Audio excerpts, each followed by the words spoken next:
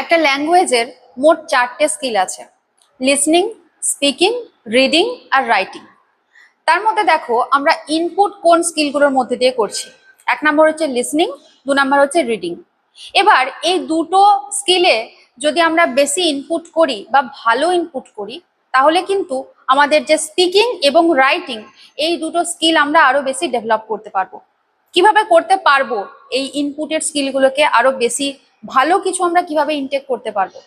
প্রথমত তোমাকে এমন একটা অ্যাম্বিয়েন্স চুজ করতে হবে যাতে করে তুমি এই ধরনের কথা বা তোমার কনভারসেশন এই ইংলিশের মধ্যে তোমার থাকে। দ্বিতীয়ত, তুমি যখন পড়ছো শুধুমাত্র টেক্সট বুক বা ইংলিশের কোনো নভেল এইগুলো না, তার সাথে সাথে তুমি যে সমস্ত নিউজ পেপার পাচ্ছ ইংলিশের, সেগুলোকে একটু ফলো করার চেষ্টা করো। দেখো লিখতে কিভাবে হয়। কোনো একটা রিপোর্ট যখন তুমি পড়ছো, সেটা তো একটা বাস্তব ঘটনা ঘটেছে, তো সেটাকে ডাইরেক্ট প্রেজেন্ট করলে কিভাবে লিখতে হবে, তাহলে তুমি বুঝতে পারবে যে কিভাবে রাইটিং স্কিলটাকে আরো বেশি করে উন্নত করা যায়। এবং যখন তুমি কোনো কথা বলছো বা তুমি নিজের মধ্যে ভাবছো, নিজের সাথে কথা বলছো, আমরা দিনে দিনে এরকম প্রচুর কথা বলি যেগুলো আমরা নিজেদের সাথে পার্সোনালি কথা বলতে থাকি, প্রত্যেকটা ডিসিশন মেকিং, ওপিনিয়ন জানানো, তো সেইগুলোর ক্ষেত্রে কিন্তু আমরা নিজেদের সাথে নিজেরা কথা বলতে পারি।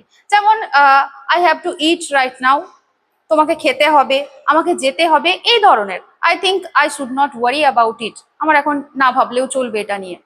ঠিক আছে, তাহলে এই ধরনের কথাগুলো যেটা আমরা নিজেদের সাথে বলি, সেটাকে ট্রান্সলেট করার থেকে তুমি প্রথম থেকেই শুরু করো যে এটাকে ভাবতে, ইংলিশে ভাবতে, নট জাস্ট ট্রান্সলেশন। তাহলে দেখবে এই ল্যাঙ্গুয়েজটার উপর আরো সহজে মাস্টারি করতে পারবে এবং খুব সহজেই তোমার যে আউটপুটের স্কিল, যেটা স্পিকিং এবং রাইটিং, দুটোই কিন্তু অনেক ভালো তৈরি করতে পারবে।